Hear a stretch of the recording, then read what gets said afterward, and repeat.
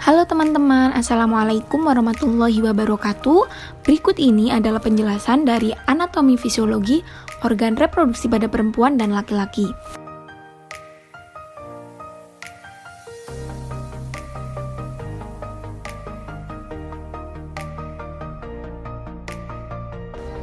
Sistem reproduksi pada manusia dibagi menjadi dua. Yang pertama ada organ reproduksi pada laki-laki, dan yang kedua ada organ reproduksi pada perempuan.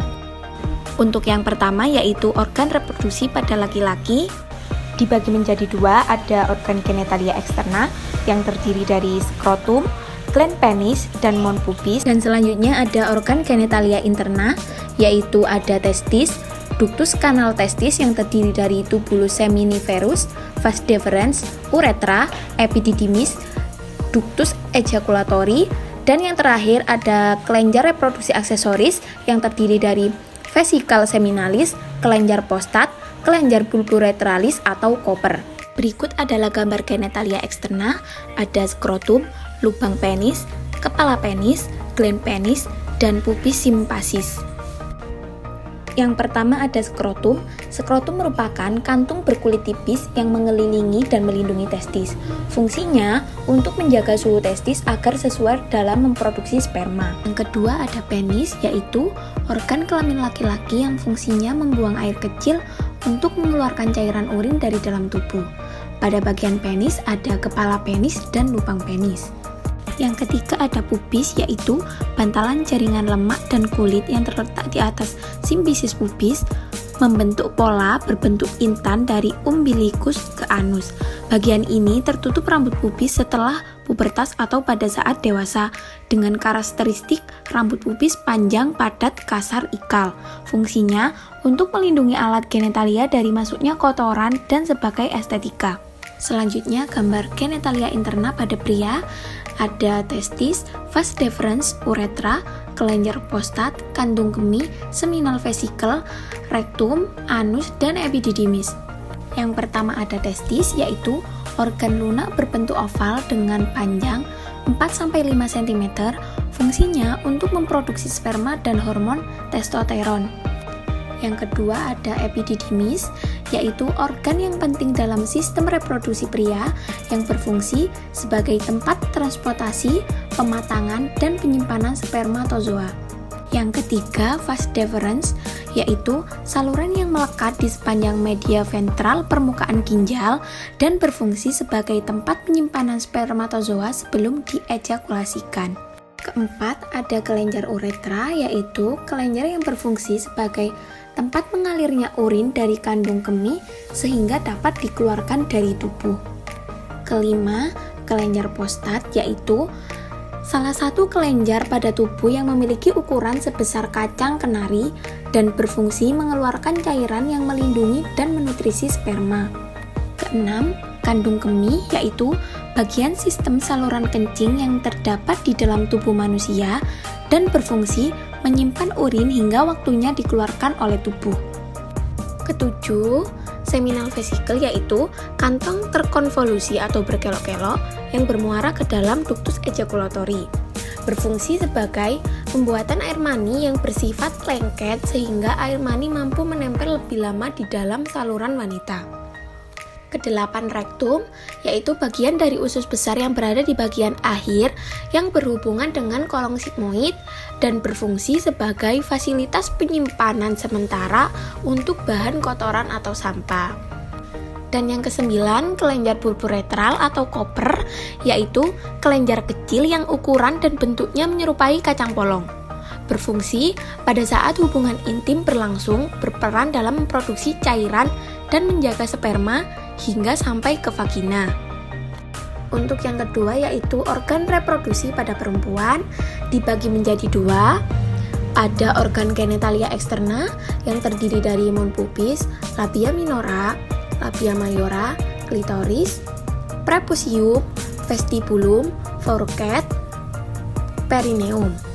Dan selanjutnya ada organ genitalia interna yang terdiri dari ovarium, tuba uterus atau tuba fallopi, uterus, dan vagina. Nah, berikut ini adalah gambar dari organ genitalia eksterna pada wanita.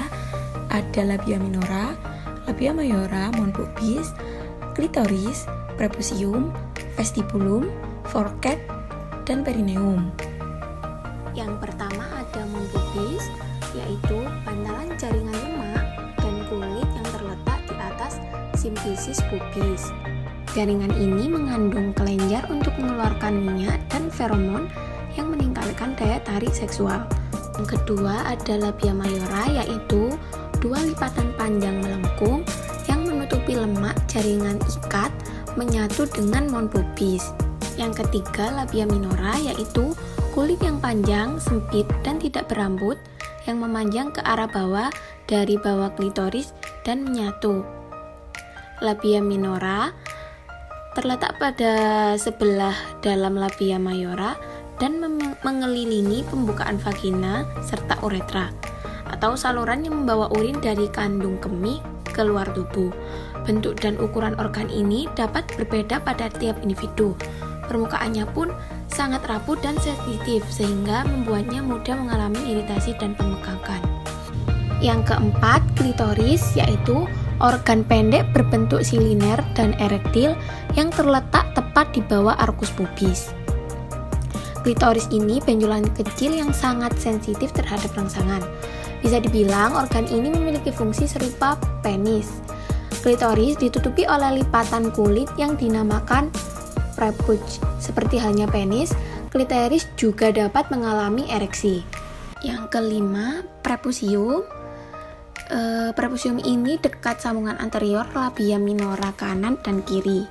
Kadang menutupi klitoris, sering juga disalahartikan dengan meatus uretra.